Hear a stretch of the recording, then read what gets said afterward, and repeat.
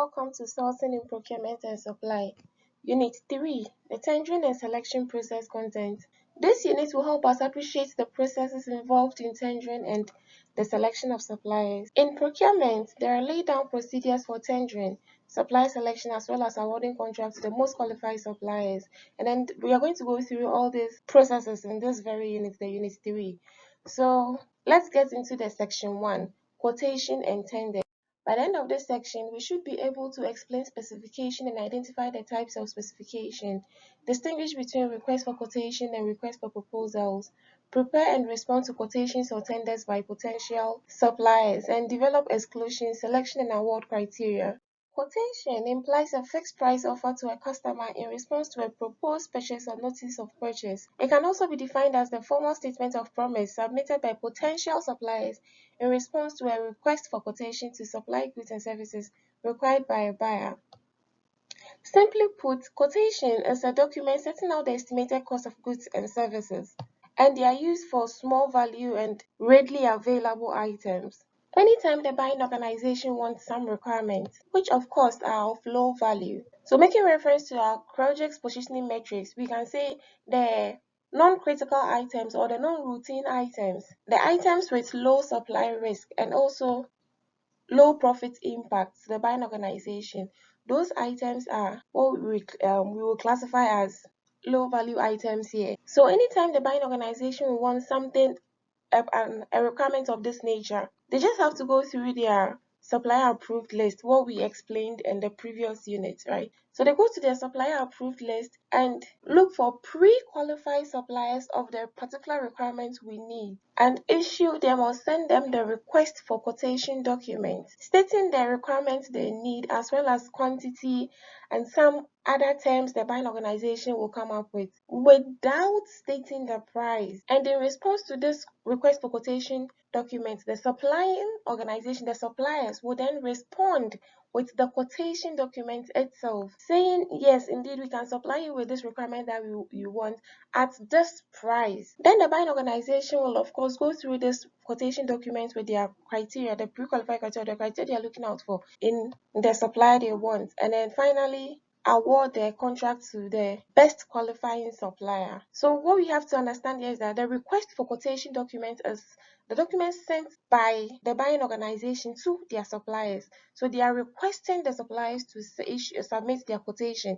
That's referred to as the request for quotation, the RFQ. And then the suppliers will reply or respond to this request for quotation with their quotation. And then with the quotation, it has to come with the prices, because remember, we are saying that the items are low value items. These items are readily available in the market. For instance, if I want exercise books are exercise books wherever I go. They are readily available in the market. So one key thing I'm looking out for here is the price you're willing to charge me per unit of an exercise against what your competitor is also charging, as well as some other terms that will come with the contracts or with the request for quotation documents. What we have to note here is that the invitations are not complex, and this method is considered non-competitive because it's the buying organization, the procuring entity, that determines which contractors or which suppliers to request for quotations from. As long as a minimum of 3 suppliers are invited, we cannot request for quotation from less than 3 suppliers. If you have just 2 suppliers on your supplier approved list for the particular requirement, then you can't use the request for quotation. It's better you negotiate if you think there are no other suppliers in the market, or better still, go back to the market and then pre-qualify more suppliers in order to get your minimum of 3 suppliers. I hope you've understood what quotation is.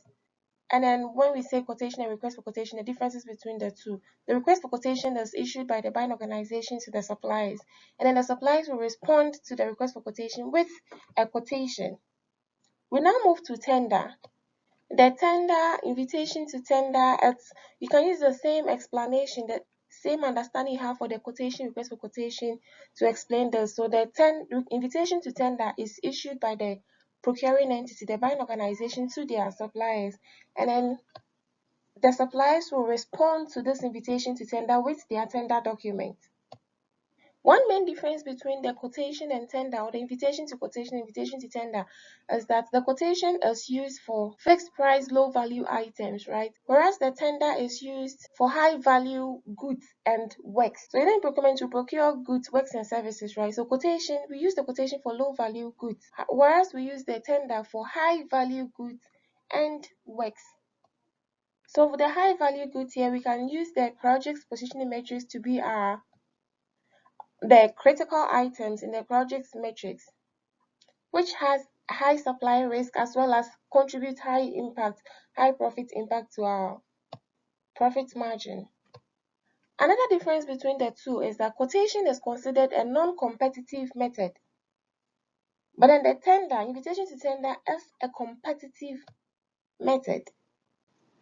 An invitation to tender is an open request by a procuring entity, usually advertised in a local newspaper, to invite potential and interested suppliers to submit their bids for the supply of goods and services. So unlike the request for quotation, where it's the buying organization that determines which suppliers to request for quotation from, as well as long as a minimum of 3 suppliers are met, with the invitation to tender, it has to be published in a medium where every potential supplier will have access to that information. We don't sit in an organization and decide to invite tenders from this particular supplier and this particular supplier. No, it's competitive. We want to make sure the whole process is competitive. So we advertise the contract in a medium that is accessible to the whole nation, to every potential supplier. And once suppliers have submitted their tender documents, then we go through the process from there. Enquiries and requests for information. Request for information is a solicitation document used to obtain general information about products, services, or suppliers. Sometimes, before you embark on any journey, there is a need to make enquiries and requests for information before embarking on a particular journey, just to make sure you are making decision with the right information, just to ensure you have the right information at hand before making any decision at all. So for instance, a buying organization that is looking into procuring tables, right? We go into the market of tables to ask suppliers the kind of tables available, the prices, the innovative materials available, what materials do they think is better than the other, which new suppliers are coming into the industry, and a whole lot of questions you may have and may need answers to, right? You realize that once you have this information, you're able to make the right decisions, because at this point in time, you have the right information.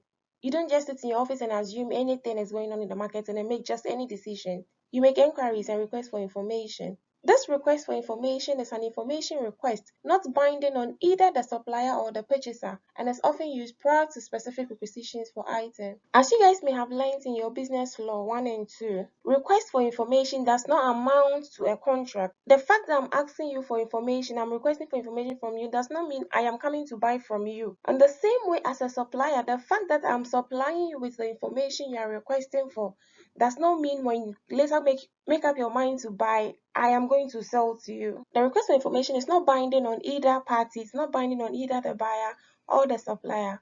We are only helping each other by providing the information you need, requesting for information, and expecting the suppliers to also reply. Just that the buyer will decide who to buy from, and the supplier also decide who to sell to. We have already explained request for quotation, so by way of revision, the request for quotation is a procurement method that is used for small value procurement of readily available off-the-shelf goods, small value construction works, or small value services procurement. This is also known as shopping and is based on comparing price quotations obtained from several suppliers, usually at least 3, to ensure competitive prices. Request for proposals. So just like the request for quotation, request for tenders, we also have request for proposals.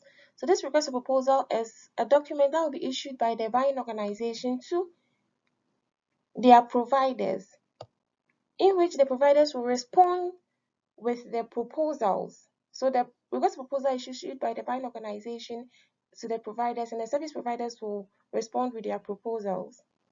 So like we said earlier, request for quotation is used for low value goods and services, anything that is low value, readily available off the shelf goods or services, we use the request for proposals. Sorry, we use the request for quotations. However, with the request for proposals, we use it for services. So if the buying organization wishes to procure the services of a provider, then they will have to issue the request for proposal to this service provider in order to come and execute the service for the buying organization. So request for proposal used for services, request for quotation is used for low value goods and services, and a request for the invitation to tender is used for high value goods and works. I hope we've gotten the differences between the three. Expression of interest. An expression of interest is an exercise conducted to solicit or gauge the interest of potential suppliers in bidding for a project or to deliver an outcome. It is a form of request to organizations or individuals to express an interest in providing particular goods or services,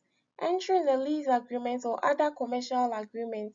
The request typically seeks information from a supplier or a respondent that demonstrate their capacity to perform a contract and can result in the respondent entering a negotiation for a contract or being shortlisted for a subsequent tender. These expressions of interest are widely used for a number of reasons, including shortlisting contractors or subcontractors for a subsequent tender, or as a method used in pre-registering contractors or subcontractors for a subsequent tender to form a panel of pre-qualified contractors for subsequent works. And then it is also used for procurement of goods and services of a low value for which a formal tender process is not required. Also, to gather information to assist the proponent in preparation of the tender document. The proponent here will have to do with the person or the people responsible for preparing the tender document. Preparing and responding to requests for quotations or tenders. In order to prepare a responsive quotation, a supplier must carefully review and understand the content of the request. So then again, remember the quotation or the tender is prepared by the suppliers in response to the request for quotation or request or invitation to tender. So we are saying that before a supplier prepares their quotation in response to the request for quotation, they must carefully read and understand the terms of the request for quotation. And then these include the terms of reference, which provides the scope of work, the services or products to be delivered, the instruction sheet, which outlines guidance notes and required deadlines. It may also provide important dates. It has the submission form, that's the official form containing questions to be answered and the necessary information based on which procuring entity can evaluate and determine the supplier's suitability. And then it also has the model form contract. These are contracts published by third-party experts, incorporating standard practice in contracting for specific purposes within specific industries. So if you are part of a particular group or body, then you can adopt their model form contract in preparing your documents instead of just wasting time doing your own thing. So potential suppliers must make sure they understand these terms before they respond to the request. Developing exclusion, selection and award criteria. The selection criteria involves developing indicators for the examination of the suitability and capability of a potential supplier in order to perform the contract that will be awarded at the end of the competition. So as a buying organization, before I go to the market, before I start my sourcing process, I have to develop certain criteria that will be used in selecting suppliers, in shortlisting suppliers. You can't just wake up and go into the market with nothing. What are you going there to do? Like, what are you even looking for? So in order to make the work easy and smooth, we have to develop certain criteria that we will use in selecting our suppliers. The criteria used for selection must be relevant and proportionate to the subject matter of the contract. So before I go into the market, we have this criteria saying that this and this is what I will look at before selecting a particular supplier, before shortlisting a particular supplier to pre-qualify that supplier into my list of approved suppliers. The award criteria basically is looking at which of the selected suppliers will deliver best value to achieve value for money.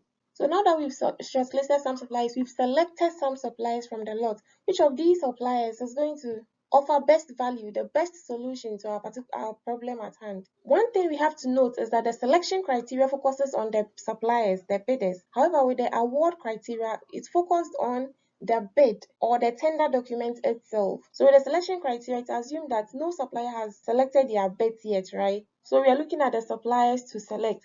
Is this supplier sustainable? Is this supplier paying their workers the minimum wage? Is this supplier registered with the appropriate board? Is this supplier, if it's our requirement that before we can work with you, you have to be registered with the PPA. Is this supplier registered with the PPA?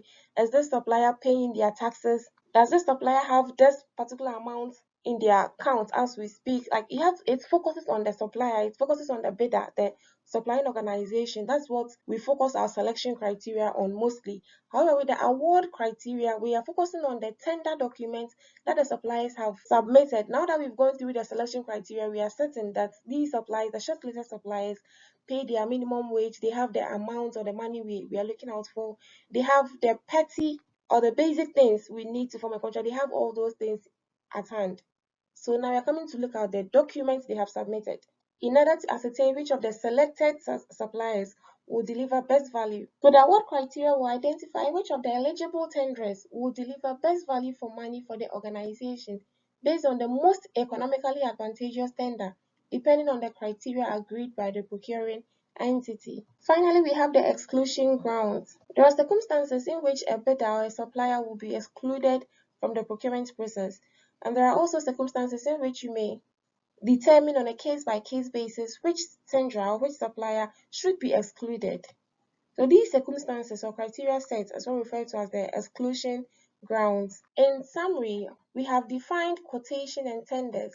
We have also explained what entails enquiry or request for information. In addition, we looked at requests for proposals and expression of interest. Furthermore, we also highlighted on how potential suppliers prepare and respond to requests for quotation or tenders. Lastly, we emphasized on what entails the development of exclusion, selection, and award criteria. Thank you.